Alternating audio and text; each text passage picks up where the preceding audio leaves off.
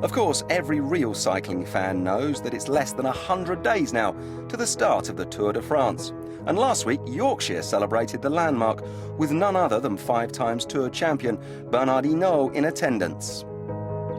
The northern English county is hosting Le Grand Départ this year, and cycling fever is in evidence everywhere you look.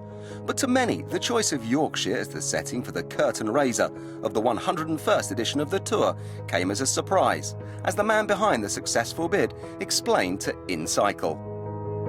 We anticipate a viewing audience live for the first stage of around about 150 million. There's not many people have watched Yorkshire. 150 million people have watched Yorkshire for anything, if at all. And so basically what you're getting is a 5-hour television advert for Yorkshire. How good is that?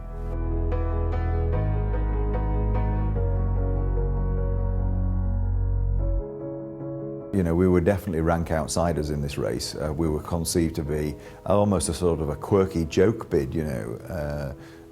There were headlines in some of the national papers, "E-buy gum," and you know, and things like that. You know, they just said, you know, this is just a bit crazy. You know, it's almost an off the wall. It's almost a, you know, this is just a bit of a publicity stunt or something like this. And clearly that was never the case. But a lot of people, you know, just thought this was the most bizarre thing they'd ever heard and thought it was a wind-up. Never a man to suffer fools or wind-ups gladly, Hinault's presence in Yorkshire suggests it's anything but. Ever the professional, the Badger came armed with his tape measure as he was handed a bike from a local manufacturer before embarking on a spin with local pros Dean and Russell Downing. The brothers have been route consultants for the 2 stages in Yorkshire, the second of which has some surprises in store. I got a phone call from Gary Verity, who's in charge of the bid process, and they were sending their proposed routes to ASO. Me and my brother Russ, we rode quite a lot of the routes, and several of the routes have changed, but predominantly stage 2 hasn't changed since when me and Russ reconned it back in August of 2012. So tough going, nothing like France, I would say. But the last 40k into Sheffield, there's 2 categorised climbs. One that we know is Jawbone, up to 20%, and then one Jenkin Road, which I didn't really know much about.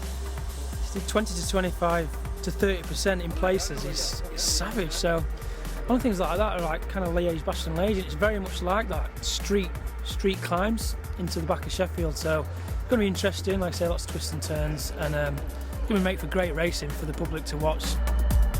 Hinault's trademark grimace was replaced by a smile after hitting the Downings, 2 decades his junior, on the road back down to Crag Vale. His assessment of the parcours? The first stage, I think, it's made for Cavendish. It's in his backyard, his place, so he'll want to win at all costs. The second stage is very undulating and therefore difficult. It reminds me of the Belgian classics, of Wallonia, with its climbs and descents, which are dangerous because they're very, very steep. There it could be a rider like Philippe Gilbert, like Sagan, and also all the protagonists who want to win the Tour will have to be up there as well. You can't have an off day on that stage.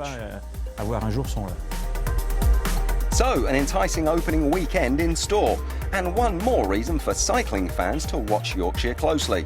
The Tour organisers are set to return there in 2015 for a new 2HC race in May.